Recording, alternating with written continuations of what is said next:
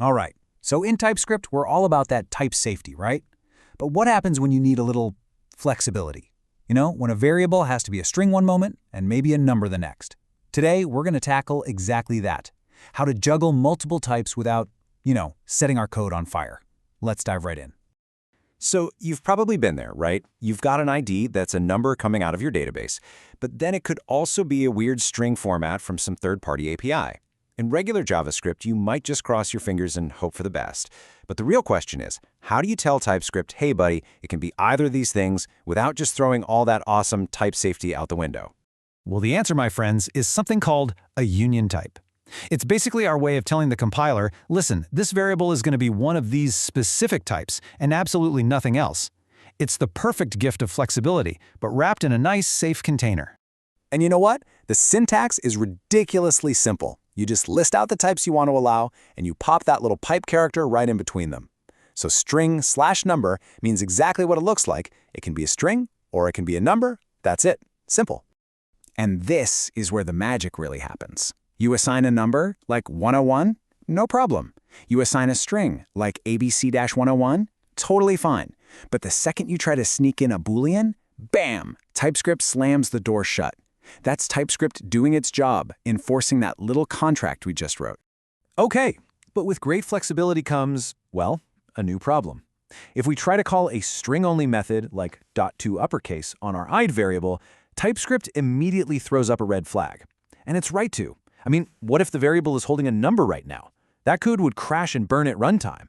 And you gotta see this error not as TypeScript being annoying, but as it being your best friend. It's literally protecting you from a bug you haven't even written yet. It's saying, look, I can't be 100% sure this thing is a string, so I am not going to let you pretend it is. It forces us to be more careful. So how do we get out of this jam? We basically have two paths forward. The first path is called narrowing, where we kind of let TypeScript's own brain figure things out. The second path is using type guards, where we have to step in and give TypeScript explicit instructions. First up, let's talk about narrowing. So this is narrowing in action. The moment we assign the number 16 to our myAge variable, TypeScript is smart enough to say, aha, for the rest of this little section, I know for a fact this is a number. It narrows down the possibilities, and suddenly using a number-specific method like .toFixed is totally okay. Pretty cool, right? But of course, it's not always that easy, is it? This automatic stuff is great when we assign a value right then and there. But what happens when the value comes from somewhere unpredictable? What if the type depends on some random logic that we can't possibly know until the code is actually running? Just take a look at this. New age could be the number 60, or it could be the string con, all based on a coin flip from math.random. TypeScript looks at this and just shrugs. It has absolutely no idea which one it's going to be ahead of time. So it plays it safe. And we're right back to that same error if we try to call .toLowerCase. And this is the exact moment where we need to pull out our second tool from the toolbox, the type guard. It's basically a little check that we write, a test that runs in real time with our code that proves to TypeScript what the variable's type is inside a specific chunk of code. It's actually a super simple two-step dance. First, you check the type, usually with a good old typeof operator inside an if statement. And second, you execute your code safely inside that block because now TypeScript knows for sure what it's dealing with. And voila, here's what that looks like in action. Inside the if block, we've proven to TypeScript that new age is a string, so calling .toUpperCase works perfectly. And TypeScript is smart enough to know that if it's not a string, it must be a number in the else block, so .toFixed works there too. Boom! Ambiguity solved. Our code is now 100% type safe. All right, awesome. We've solved the safety puzzle. But you know what's coming, right? We've just created a new problem, maintenance. Are we seriously going to type out string/number/null every single time we need some kind of ID? That's not just repetitive. That is asking for trouble down the line. But don't worry, TypeScript has our backs with a really elegant solution called the type alias. Think of it like creating a nickname or a shortcut for a type. We define our messy union type just once, give it a clean, simple name, and then we can reuse that name all over our code base.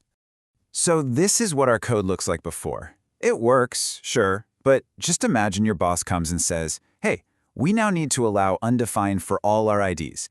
You'd have to go on a scavenger hunt through your entire project to find and update every single one. That is just asking for bugs to sneak in. But now, check out how clean this is.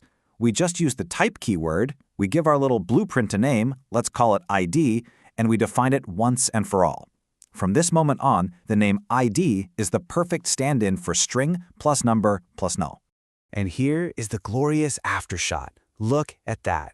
It's so much cleaner, it's easier to read, and it's a dream to maintain. If we need to change our ID type now, we just change it in one spot, and that fix instantly applies everywhere. This right here is how you write professional, scalable TypeScript. Now, I know what some of you are thinking. Hey, what about interfaces? Don't they do something similar? And that's a fantastic question. Here's a super simple rule of thumb. If you're dealing with unions or primitive types, like our string/number example, use a type alias. If you're strictly defining the shape of an object, you should probably reach for an interface. Interfaces also have this cool superpower where they can be merged, but for most everyday coding, that alias versus interface rule will serve you well.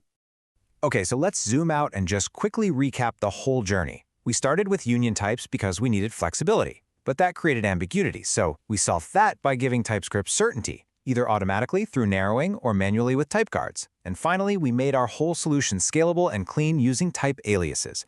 It's this beautiful little story of how TypeScript gives you the power to handle complexity step by step. So there you have it. That was our whole adventure. The real question I want to leave you with is this. When you go back to your own projects, right now, where can you apply these patterns? How can combining this flexibility with this certainty make your next project not just functional, but genuinely robust, maintainable, and, honestly, a lot more fun to work on?